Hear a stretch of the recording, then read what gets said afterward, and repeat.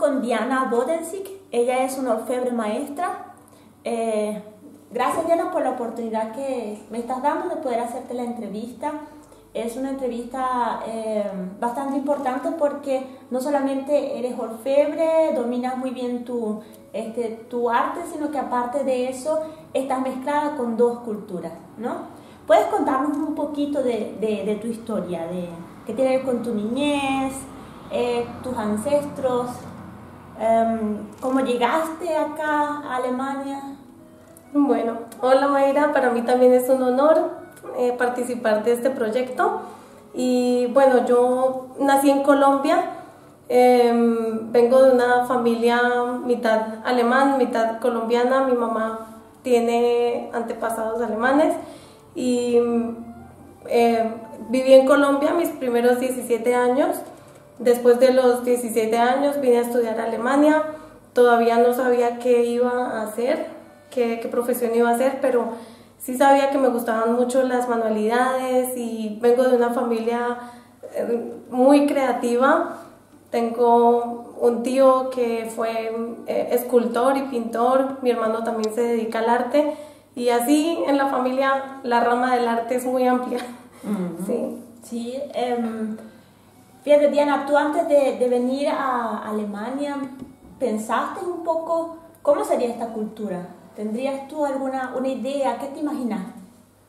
Pues a esa edad, cuando yo vine a Alemania tenía 17 años y era pues muy joven, no me hacía muchos pensamientos, pero sí, claro, tenía como algo, como una idea de la cultura.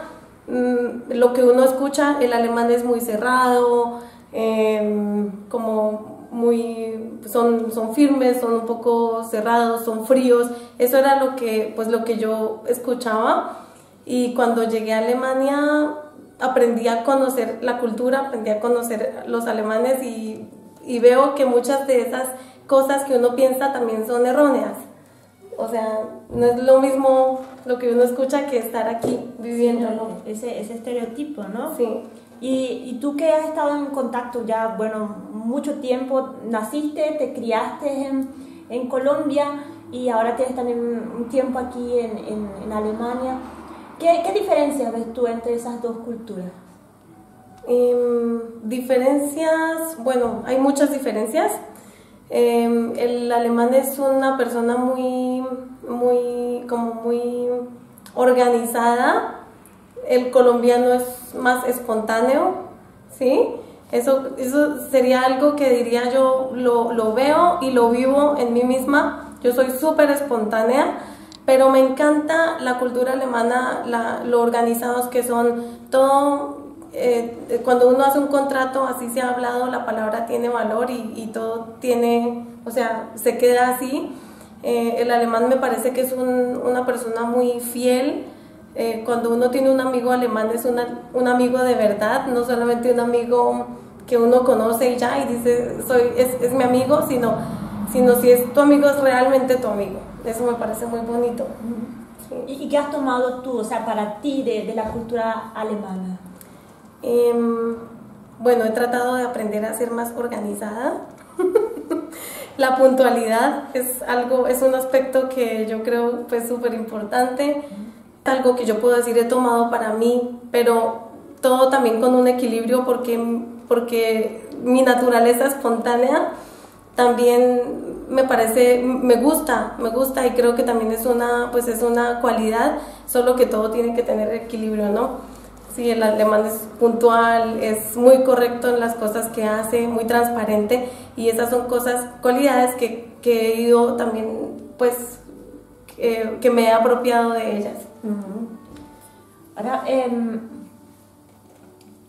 para ser orfebre, el hecho de agarrar este arte, ¿cómo te enteraste que eso era lo que tú querías hacer?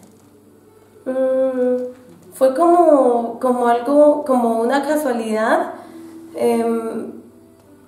Tengo un familiar, el esposo de una prima, y él hacía bisutería y yo lo veía hacer aretes y cadenitas y pulseritas y me encantaba. Y cuando yo vine a Alemania mi tío, el que era artista, me compró unas pinzas y un alambre para empezar a probar como hobby y distraerme un poco porque estaba aburrida y no tenía pues nada de amigos, y me empezó a gustar muchísimo eso. Cuando ya estaba en el colegio, mi profesora empezó a preguntar, bueno, ya tienen que mirar y empezar a pensar qué quieren ser cuando grandes, y preguntaba a todos qué quieren ser, y yo decía, yo quiero ser orfebre. Y ella me decía, no, olvídalo, piensa en otra cosa, eso es imposible, eso es imposible. Y esa pregunta venía cada 2 semanas, piensen qué quieren ser, y yo decía, yo quiero ser orfebre. Y ella me decía, diga otra cosa, eso no se puede. Y yo decía, pero es lo único que yo quiero, no se me ocurre otra cosa. Sí. ¿Y cómo lograste entrar al mundo de la orfebrería? Acá en Alemania, en el colegio se hacen unas prácticas, uno va a las empresas y hace prácticas, terminando ya el bachillerato, y en una de esas etapas donde tocaba hacer una práctica, la misma profesora que me decía que era imposible, me llamó un día y me dijo que me había conseguido un puesto para una práctica en una orfebrería en la ciudad de Aachen. Entonces fui y tuve la oportunidad de hacer esa práctica por 2 semanas, y ahí sí me quedé completamente enamorada de esa profesión. Ahí ya para mí estaba más que claro que no quería hacer otra cosa. Ahora, yo he escuchado que el grupo de los orfebres es un grupo bastante cerrado. ¿Es realmente así? ¿Cómo podrías tú describir a este grupo? Sí, bueno, los orfebres, sí, son un grupo muy cerrado. Es algo muy diferente ser un orfebre o tener un almacén de joyas, donde se compran las joyas y se venden. En Alemania se le dice a eso un Juwelier. Es algo muy diferente un Goldschmied y un Juwelier.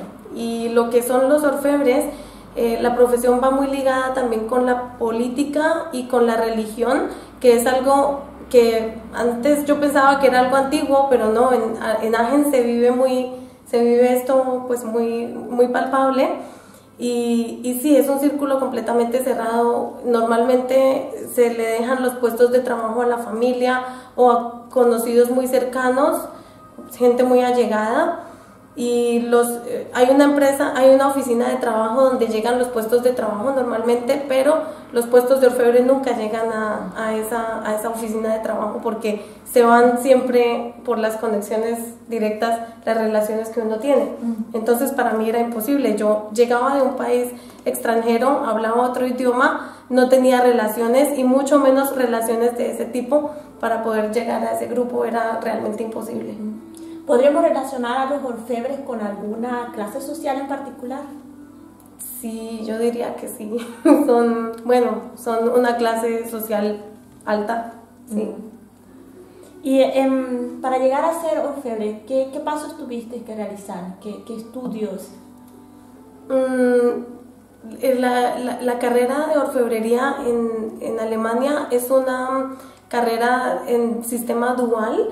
Uno va al colegio y también va a un taller y aprende. Se hacen las 2 cosas paralelas. La carrera dura 3 años y medio, y realmente se puede empezar la carrera desde que uno alcanza el grado 11 en la escuela. En Alemania el sistema es un poquito diferente que en Colombia, y desde 9º puedes empezar una carrera técnica. Pero dependiendo de la carrera, hay carreras que exigen 9º, 10º, 11, o hay otras carreras que exigen el Abitur, que es el bachillerato ya completo. La orfebrería la podría uno empezar con 11, y bueno, cuando yo hice mi práctica estaba en 9º y no hablaba muy bien alemán. Yo llevaba 1 año en Alemania, y el maestro realmente quedó encantado con mi trabajo y me prometió que me daría el puesto. Pero me dijo, vaya y estudie 1 año alemán para que después no tenga problemas para salir adelante en la carrera, y yo le guardo el puesto. Esa fue mi oportunidad. Y cumplió su palabra. Bueno, eso fue un poquito chistoso. Yo estaba muy joven y yo dije, bueno, voy a estudiar alemán 1 año, y me fui súper juiciosa a estudiar alemán, pero no volví a visitar al orfebre. Volví después de 1 año. con mis notas, tenía muy buenas notas, había alcanzado altas notas en el colegio, el idioma había mejorado muchísimo, pero cuando llegué al taller, el maestro ya no se acordaba de mí.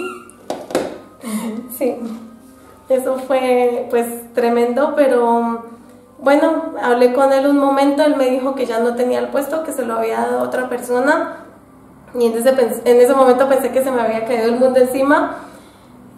Fui y caminé por todas las joyerías que hay en la ciudad con mi hoja de vida, intenté, toqué puertas, en todas partes me dijeron que no, que era imposible. Sí. Pero a la final encontraste un buen instructor, ¿no? Sí. ¿Qué me cuentas de él? ¿Cómo fue su manera de enseñar y qué influencia tuvo sobre ti? Sí, bueno, por la gracia de Dios, este maestro que había cedido el puesto a otra persona me llamó unos 2-3 meses después y me dijo al teléfono que había decidido agrandar su taller para darme el puesto a mí. Y fue ahí cuando pude firmar el contrato y empezar con él. Fue una carrera muy, muy buena. Es un muy buen maestro, muy reconocido en la ciudad de Agen, y algo que me motivó muchísimo fue su forma de hacerme creer a mí que yo soy capaz.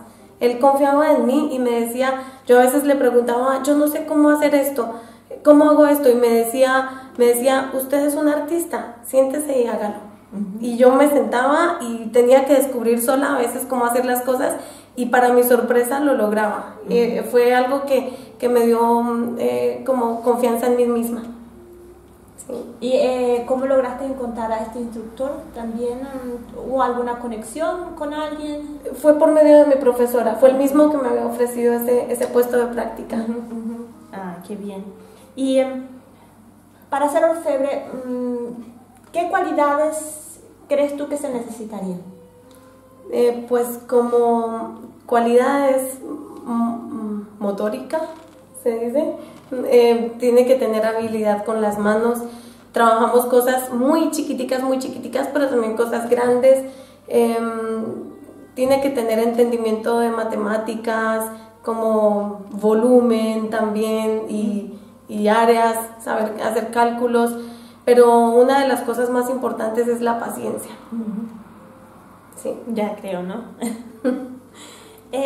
Las joyas que has hecho, ¿cuáles son las más preciadas para ti? Pues lo más preciado... ¿Podrías mostrarlo? Sí, mi trabajo de grado, cuando terminé mi carrera técnica, y también tengo mi obra maestra. Mi trabajo de grado es un collar hecho en oro de 18 quilates.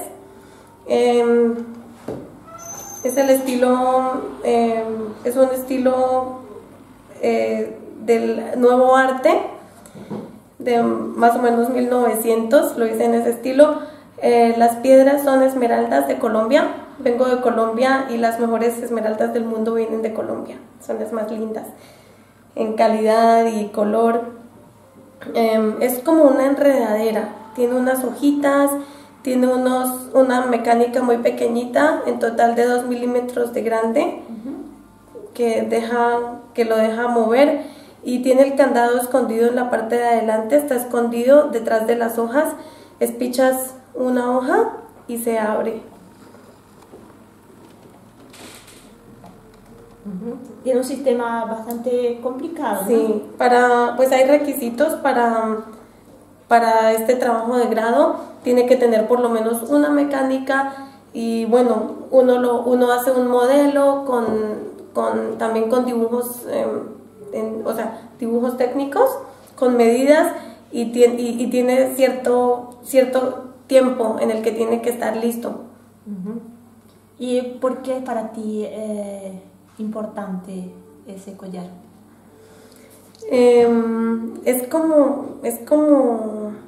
Fue con esto que participé en este examen, y es una pieza con la que pude y puedo todavía mostrar lo que soy capaz de hacer, ¿sí? Es como una hoja de vida, una carta de presentación para mí, pero también, claro, tiene algún valor muy emocional. Sí. Cuando tú haces alguna joya, ¿qué te inspira a hacerla? ¿De dónde viene esa idea? Por lo general, pues me inspira mucho la naturaleza.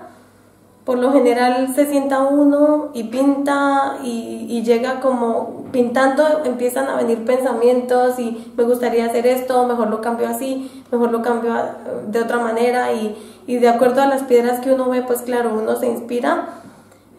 Yo soy un poco espontánea, como ya lo dije antes, y muchas veces me salto ese paso de pintar y me siento en la mesa y ahí es que empieza a crear todo. La fantasía no tiene límite y tengo muchas ganas de hacer muchas cosas. Sí. ¿Y qué sientes cuando ves ya la pieza realizada? Cuando son diseños míos, cosas que lo hice porque lo diseñé y porque lo quise hacer, siento como si fuera parte de mí. Es a veces difícil también desprenderme de las cosas porque es como estar vendiendo el alma, así me siento. Sí.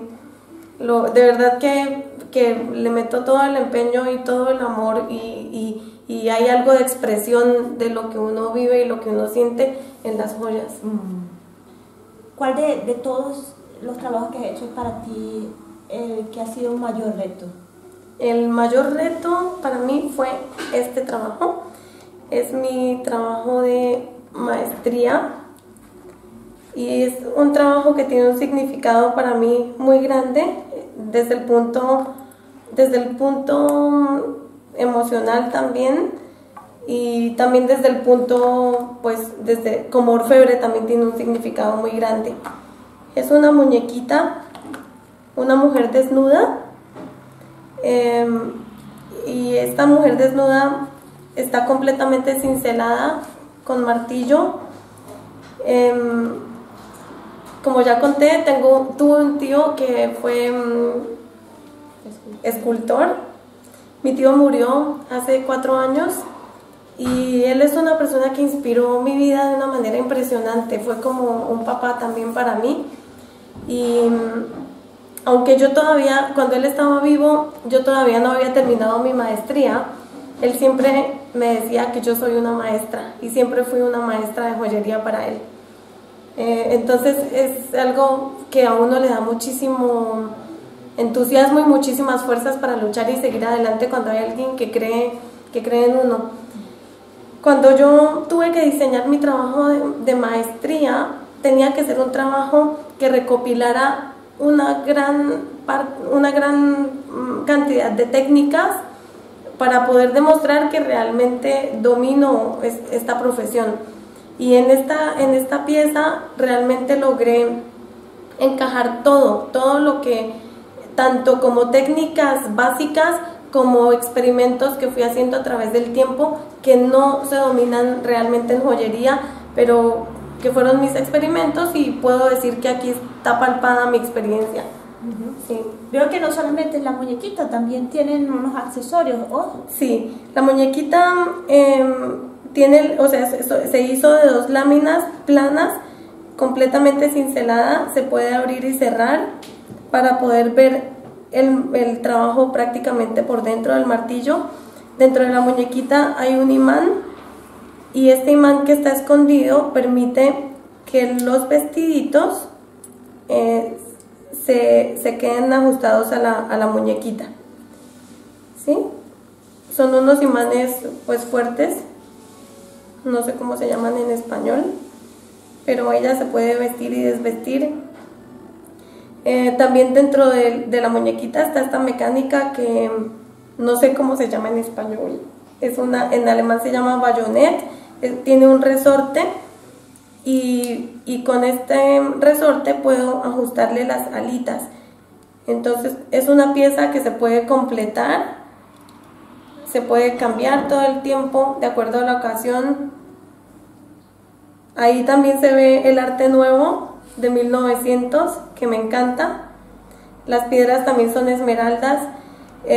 La pieza está hecha en oro de 18 quilates.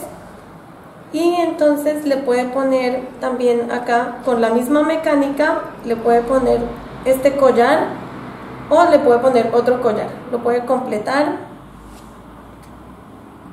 Pero también se puede modificar así, que se pone sin alitas. Se puede poner así directamente si lo quiere más sencillo, o también puede dejar la pieza de la mitad por fuera y poner acá un elemento súper sencillo, un círculo o un barquito, algo sencillo, para poderlo poner también para el diario, por así decirlo. También tiene estas florecitas.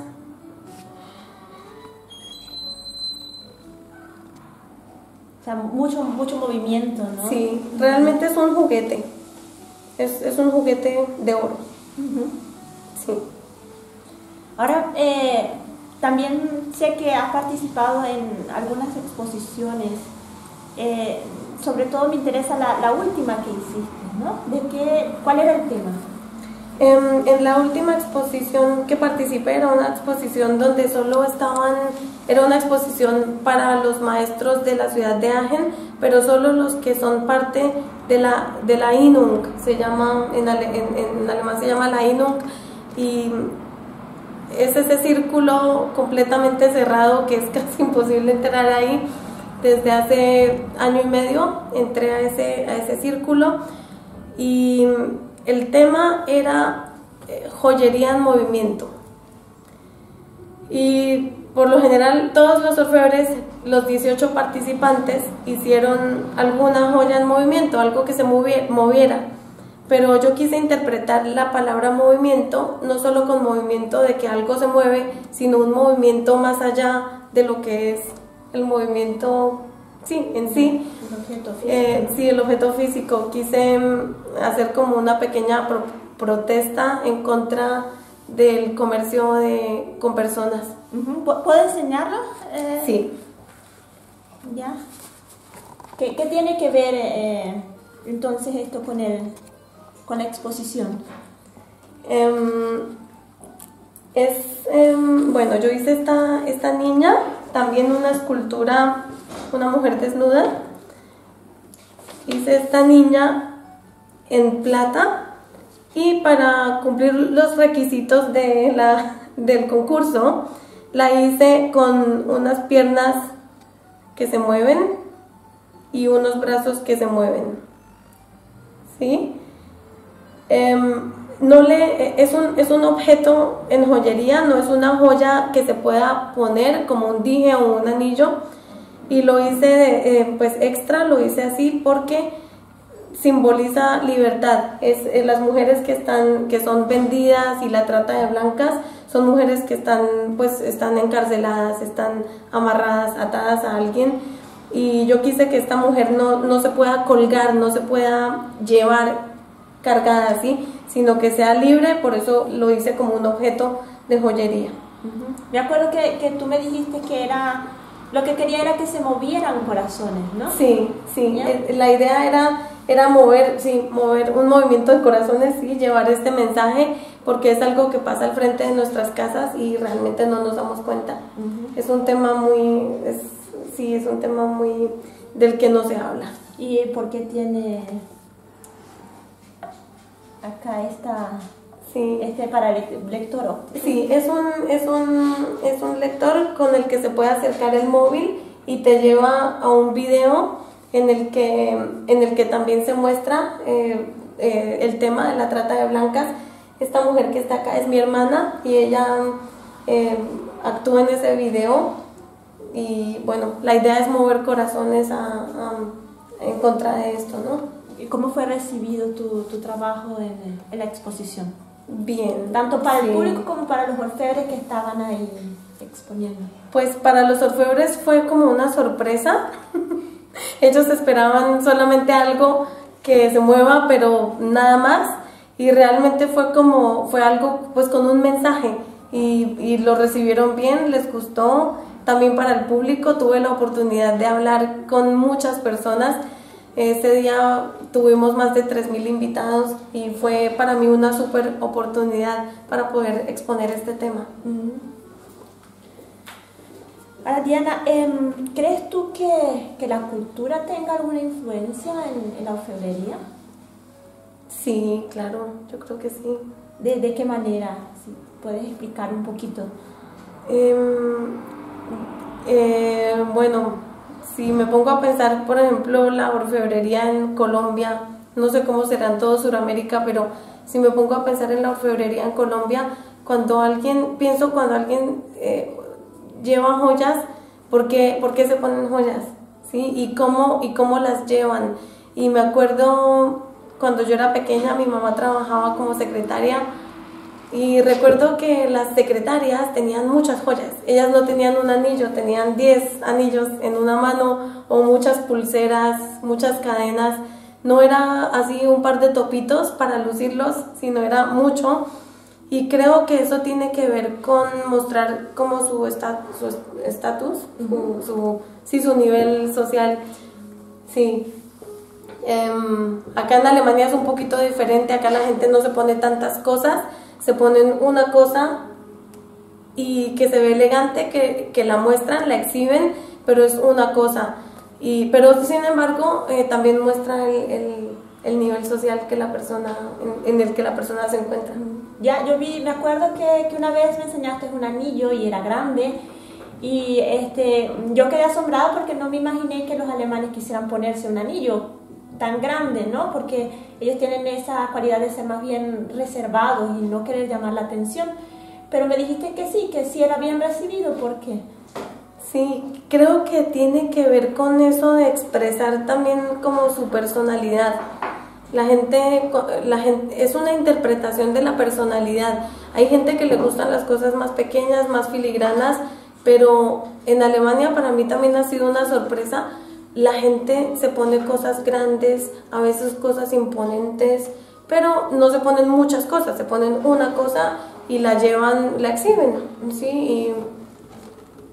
Entonces sí se ve la diferencia, ¿no? Sí. Entre las dos culturas. Ahora, ¿crees tú que la orfebrería trae algún aporte a la sociedad? Pues yo creo que sí. Cualquier trabajo que uno haga. La orfebrería es un arte y también es un trabajo, es una no se me viene la palabra, handwerk.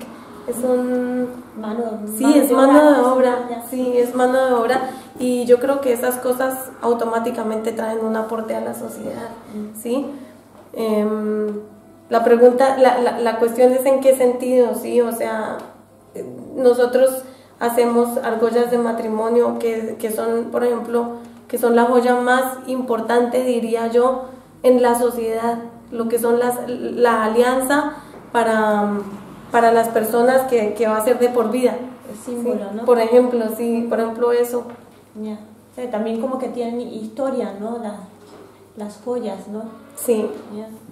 Y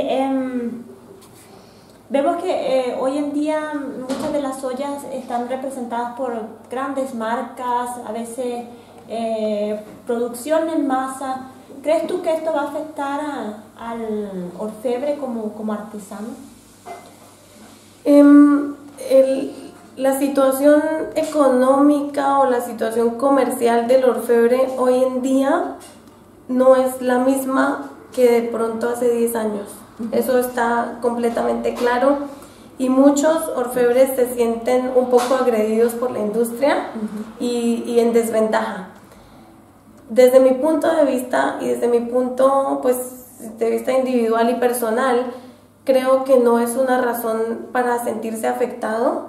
Yo creo que cuando uno hace su trabajo bien y tiene ciertas cosas que lo destacan de la masa, siempre va a tener futuro y siempre va a tener un chance, una oportunidad. Yo empecé el negocio hace 12 años, prácticamente de la nada, y siempre pensé, no tengo que esperar a tenerlo todo para empezar. Yo puedo empezar a trabajar con los recursos que tengo. ¿Y cuáles son los recursos? Tengo creatividad, tengo 2 manos, y así me demore de pronto el doble que otra persona que tiene un buen capital. Quiero hacer el intento. Yo siempre tuve la esperanza y estaba segura de que eso iba a funcionar, pero para mi sorpresa ha funcionado mejor de lo que yo misma me imaginé, siendo mamá de 3 niños pequeños y teniendo un hogar, una casa también a la que tengo con los que tengo que estar y cuidar. Pero creo que cuando uno tiene un equilibrio y es organizado en las cosas se pueden. Y sí, ha funcionado y creo que va a ir cada vez pues mejorando. Lo he visto a pesar de esa amenaza que representa la industria. Yo puedo ofrecer orfebrería en muchas maneras. No solamente la gente compra en mi negocio, sino también tiene la oportunidad de venir y coger un martillo y probar.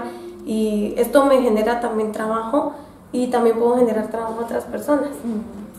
Y este conocimiento que has adquirido en tus prácticas y también por lo que tú misma has hecho, cometiendo errores y teniendo aciertos, ¿crees importante seguir pasándolo a las siguientes generaciones? Sí. Yo animo de verdad a los otros orfebres también en seguir formando personas. De hecho, tengo mi primer aprendiz desde el verano y quisiera, o sea, si se me presenta la oportunidad, quisiera seguir pasando esto de generación a generación. Sería muy triste que la profesión muriera. Muchos orfebres ahora en Alemania piensan que es una profesión, o se ve venir, que es una profesión que tiende a morir. Yo voy un poco en contra de esto y pues haré lo que esté en mis manos para poderlo enseñar y mostrar y para que siga. Sí. Bueno, Diana, muchas gracias por tu entrevista, por ayudarme en hacer este proyecto y esperamos que sea también del disfrute de todos los demás.